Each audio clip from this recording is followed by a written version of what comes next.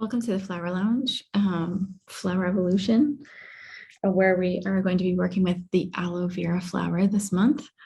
There are over 500 species of aloe vera plants. They're a form of succulent, and we are working with the one that has orange flowers. It's really beautiful. You can find it in the desert here in Phoenix, Arizona, where I'm from, and where LOTUSWEI is.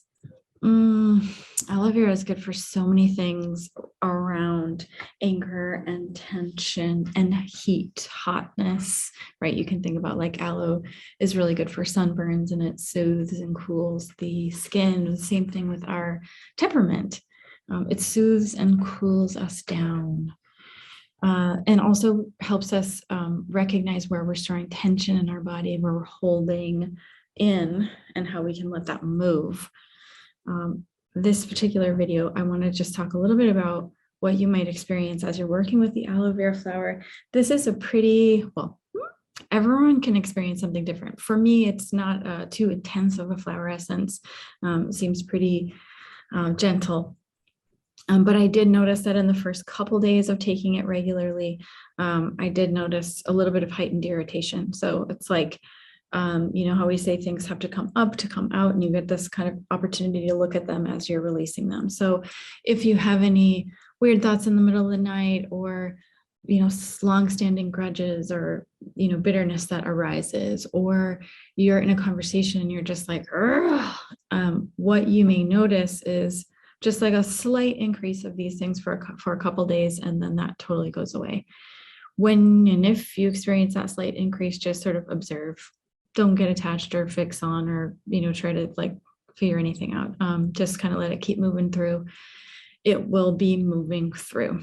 So just kind of like, oh, interesting. Oh, interesting. Oh, that's interesting. And that's it.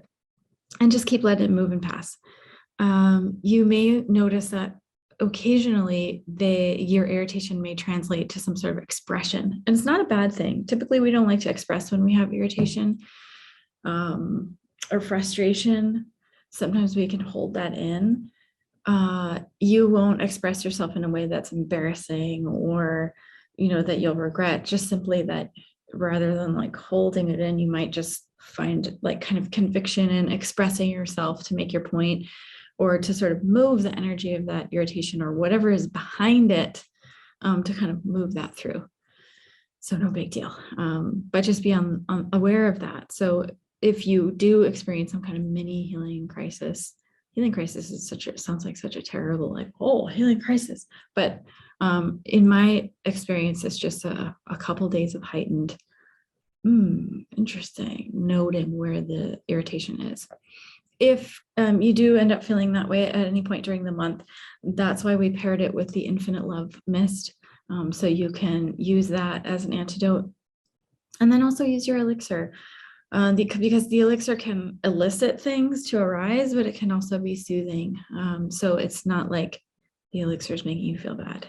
It's just like continually moving things through. So if you feel irritable, reach for it and use it as the antidote as well. Question for this week: what irritates you? Or notice where irritation arises, and then see if you can identify what's behind it. Like, I think none of us really just like get irritated just because we're irritated, unless maybe our blood sugar is low and we're hangry. That's something different. Usually there's some kind of pattern that's driving the irritation. So this first week, just noticing whatever irritation is there, and seeing if you can put a couple words to what's driving that irritation. Like, what's the thought pattern or what's the frustration behind the irritation?